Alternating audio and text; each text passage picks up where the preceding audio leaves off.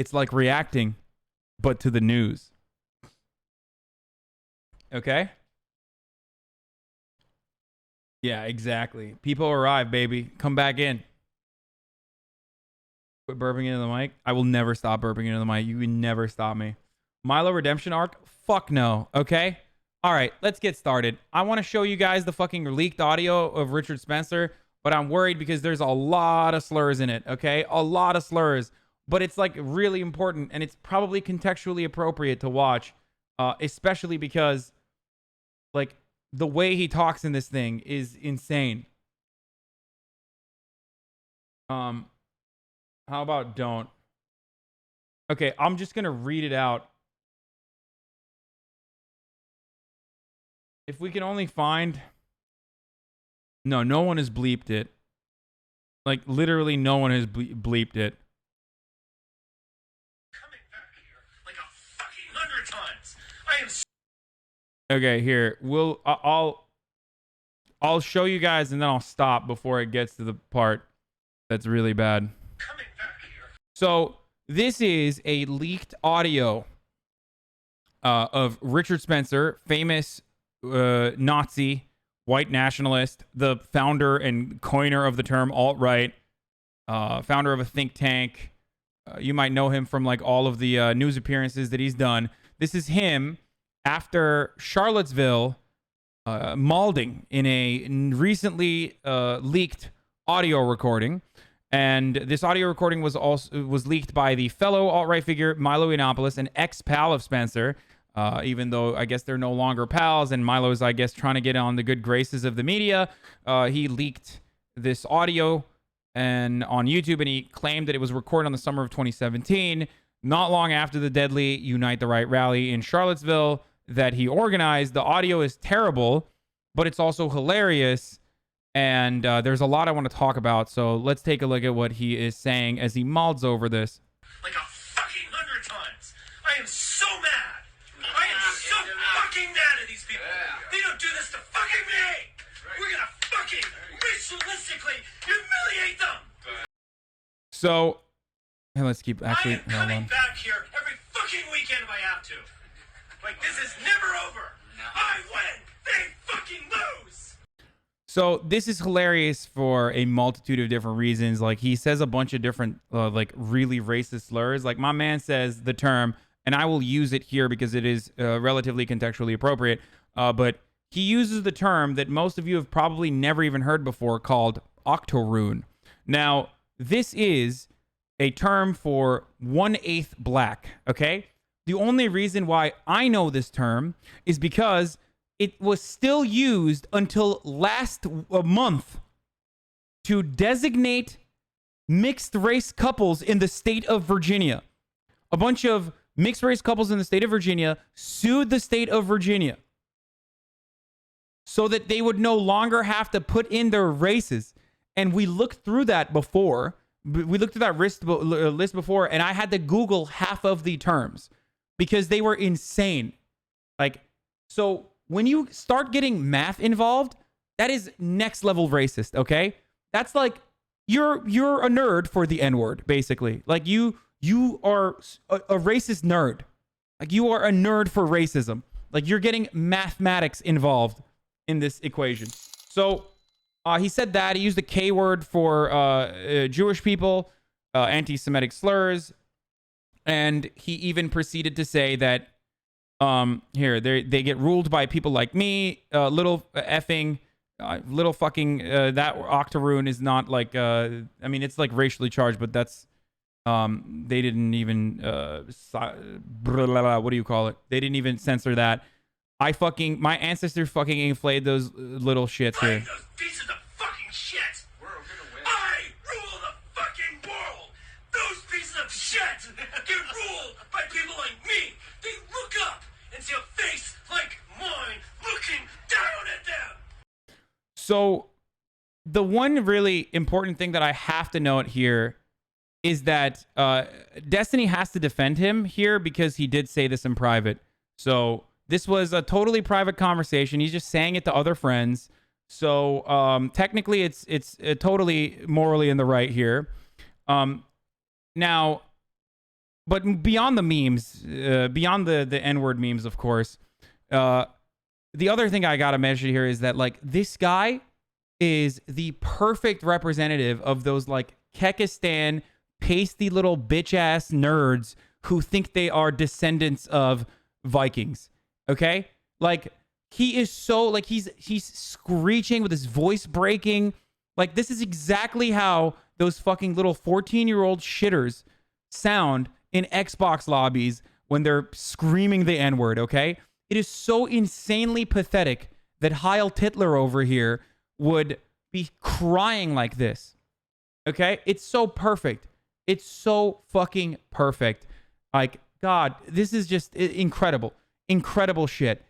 And what's, of course, really hilarious about all of this, about him, like, invoking how he owned these people and blah, blah, blah, and all this other shit, it's just, like, it's very indicative of, like, where that white fragility is coming from, okay? This is what they want. Like, he wants to fucking go back to a time where he could own people. Like, he hates the fact that black people and Jewish people have equal rights that he does. He thinks that this is bad.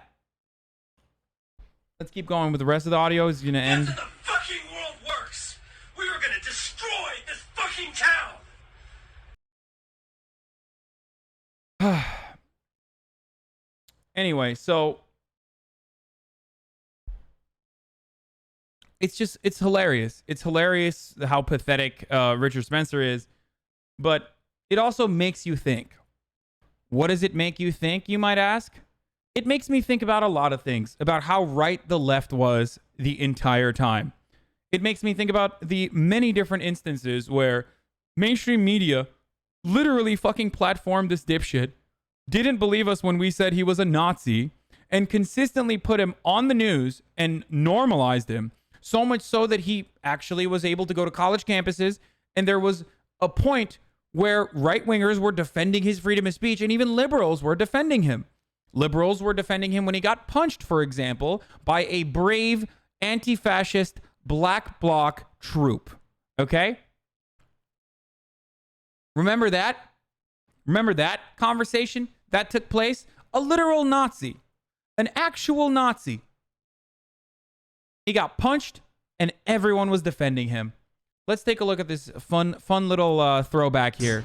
An amazing moment and then Richard Spencer got punched in the face, right? Which was an amazing moment in comedy history, right? Because, I don't know if you know, Richard Spencer was being interviewed, and in the interview he was asked about his Pepe the Frog badge.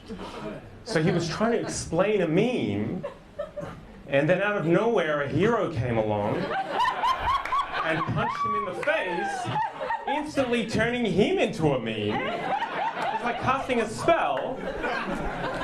And then every white liberal came out of the woodworks going, I don't know if that's what we should be doing. Should we really be applauding someone for punching a Nazi? Is that how we want to have political conversation? We need to hear people out. If you punch a Nazi, it doesn't make you as bad as one. You know what we should do with Nazis? We should debate them. And we should defeat them in the marketplace of ideas. I don't really know where that is. I would like to defeat Nazis on planet Earth first. And then after we eradicate them here, you can fight them in the marketplace of ideas. Fucking Narnia, Mordor. Whatever imaginary realm it is that you think Nazis can be constructively debated, go for it, right? People get very upset. Oh, do you support political violence? Do you want me to support political? Just slow down, okay? Do I support political violence? We're talking about punching fascists in the face, not suicide bombing, okay? Relax. Why do I support political? Why the fuck are you a volunteer Nazi safety advocate is my question. That's a funny thing to be concerned about, the well-being of hypothetical Nazis. Well, it's a slippery slope. It's a slippery slope. Who gets to decide? Who gets to decide who gets punched in the face? If you punch a Nazi, who's next? Hopefully more Nazis. Why would you only punch one? That doesn't seem right. So, you know, interesting that Amir had a take like that back then about a Nazi getting punched. Interesting that more often than not, it's the centrist libs feel some type of way about a Nazi getting punched. Like, who's going to get punched next if a Nazi's getting punched? Anyway, that was great. Just to relive that beautiful moment, I just want to play this again. Just, you know. NATO's people don't like me. Are you like the hipster version of the neo-Nazi movement? It's Pepe's become kind of a symbol. So this is what happened. You know, terrible. For those of you who don't know, I just wanted to showcase that. Like, this is the action that they're referencing. Isn't there a remix to it? There was another remix. Hold on. I don't know if you. Version of the neo-Nazi movement. It's Pepe's become kind of a symbol. So that's what happens when a Nazi gets punched in the side of the dome. So, you know, you really can't tell what's going on here, but like Pepe's become kind of a symbol. Anyway, I hate Nazis too, but that was a sucker punch. Yeah. Exactly. So,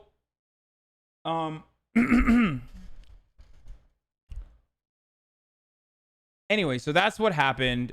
Terrible accident where this random onlooker just falls. He just like falls in the direction of Richard Spencer. Poor guy Richard Spencer is just like really, he just tripped over in the marketplace of ideas as he was about to say like, "Hey sir, could I interest you in a round of rowdy debate?" And then he had to run away because he was so embarrassed that he made a fool of himself by engaging him in physical altercation rather than a robust debate. So he got away. He got away. Terrible for the Nazi movement. Poor Nazis. I guess Richard Spencer won that debate. Now, aside from all of this, the point I wanted to mention is that these fucking dipshits in mainstream media kept defending Richard Spencer over and over again because he dresses up this way, because he presents himself in a certain type of way, because he won't come out and say it. He only says that he says it in private. Okay? So that's why a lot of people in mainstream media were like, "Oh no, it's fine. Like, he's not a Nazi. We should have him on." He was on a Jake Tapper show literally 2 months ago, dude. 2 fucking months ago. Okay? Long after the last remaining people were like, "Yeah, he's a Nazi." Like, even fucking Lauren Southern had stopped defending him at this point. Now, he's worth 40 million. Is that correct? He's worth a lot of money. He is, of course, a beneficiary of intergenerational wealth. And that's why he was crying like the chicken tendy boy that he is in this fucking racist speech that he gave. I just want to run that back again. These are like 2 things that I just love. Also a descendant of slave owners. Yeah, a lot of people are. But like, you're not supposed to be proud of it. You know what I mean? Like, Richard is proud of it. Like a fucking 100 times. I am so mad. I am so fucking mad at these people. They don't do this to fucking me. We're gonna fucking ritualistically humiliate them. Yeah. So, you know, ritualistic humiliation has not happened. And if there is one person that you would like to, if there's a group of people that you would like to thank for this kind of Nazi momentum not taking hold in the way that it was slated to in the aftermath of Charlottesville, it is going to be the brave counter-protesters who go to all of these Nazi rallies and tell them that they are not safe, that their ideology is inherently violent, and that if they have an inherently violent ideology, and no, I'm not referencing like fucking, universal healthcare. I mean like, hey, white people and black people need to be separated from one another. That's a violent ideology. That is inherently violent. And if that is what you espouse, then you're not welcome in this community where there are plenty of diverse individuals.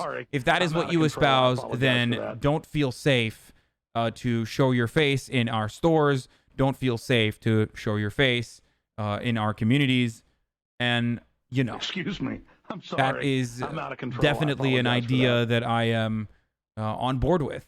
I think that Nazis do not deserve the same kind of free speech liberties that, I mean, Excuse me. government I'm sorry. prosecution is I'm out of one control. thing. I apologize for that. Okay? But community organizing against Nazis is an entirely separate thing. And if you're running around with a swastika on your arm Excuse me. I'm and sorry. you get I'm out punched, of control. I I'm not apologize going to for that. shed a tear. You see what I'm saying? I'm not going to shed a tear at all. As a matter of fact, the only tears I will shed, if I do shed them, will be tears of laughter. So, Excuse R.I.P. me. to I'm Richard sorry. Spencer. I'm out of I mean, he control. was I over apologize for already. So, I mean, he's been done.